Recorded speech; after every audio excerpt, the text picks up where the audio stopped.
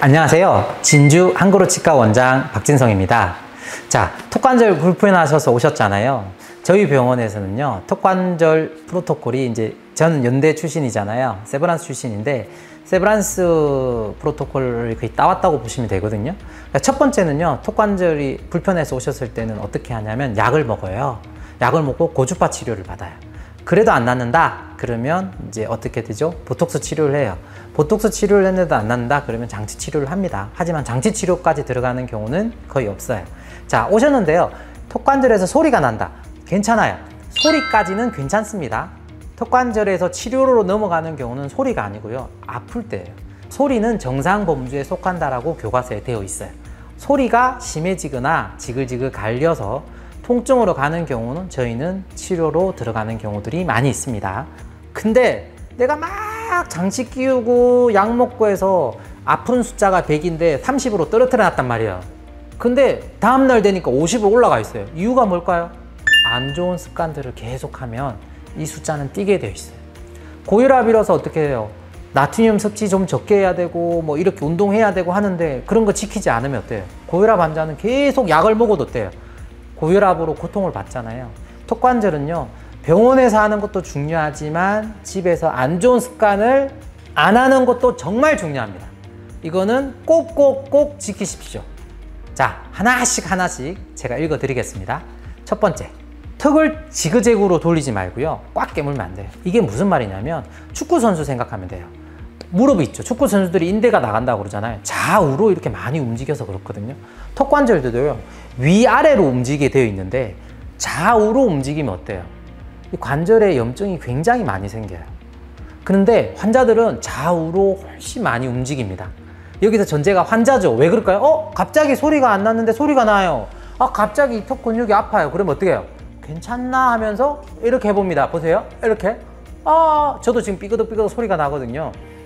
이렇게 합니다. 이게 안 좋다라는 거예요. 그냥 이거는 진짜 하면 안 된다. 그리고 이거 꽉 깨무는 거, 이것 자체도 안 좋아요. 이 꽉 깨무는 걸 안 하기 위해서 나중에 보톡스 주사 치료를 하는 경우도 꽤 있습니다. 자, 두 번째, 음식물은 한쪽으로 씹지 마시고요. 딱딱한 음식이나 질긴 음식도 가급적 삼가셔야 돼요. 그래서 사실은 턱관절 환자는요, 음식 같은 경우도 크게 있죠. 먹으면 안 돼요. 잘게 썰어서 먹고요. 하품할 때도 이렇게 좀 이따 설명을 드릴게요. 세 번째, 손으로 턱을 개거나. 이건 언제냐? 학생들이 많이 그래요. 학생들이 뭐 중학교나 고등학교 친구들, 대학교 친구들이 이제 시험 기간에 이렇게 해서 공부 많이 하잖아요. 스트레스 많이 받거든요. 그러니까 어떻게 해요? 개고 이렇게 딱 하다가 잠드는 경우도 있잖아요. 그래서 손으로 턱을 개거나 다리를 꼬는 것은 턱관절의 나쁜 습관이니까 안 하셔야 됩니다 라고 말씀드리는 거고요. 네 번째는 스트레스에 장기간 노출되는 것은 피해야 하며 충분한 휴식이 필요합니다. 이게 무슨 말이냐면, 저도 그런데 좀 안 좋은 일을 겪잖아요. 그러면 뒷골이 땡긴다 그러잖아요. 뒷골이 땡기면 이 뒤쪽하고 이쪽 근육들이 다 연결돼요. 그래서 근육이 땡땡해져요. 물론 스트레스는 다 받죠. 사람인데 스트레스를 안 받겠다. 하지만 지양해야 된다. 가급적 스트레스 노출에 피해야 된다. 이렇게 말씀을 드리는 겁니다.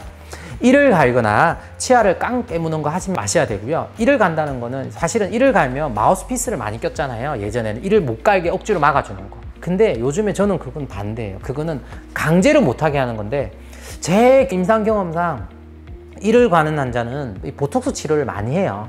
그러면 어떤 게 좋냐면, 보톡스 치료를 하면요, 이를 가는 동력이 여기 턱 근육에 있거든요. 이 턱 근육들을 약화시키는 게 보톡스예요. 그래서 턱 근육이 약화되니까 얼굴이 가늠해 보인다고 하는 거거든요. 그래서 주사 치료를 해서 이를 가는 동력, 즉 엔진의 마력을 줄여버리는 거예요.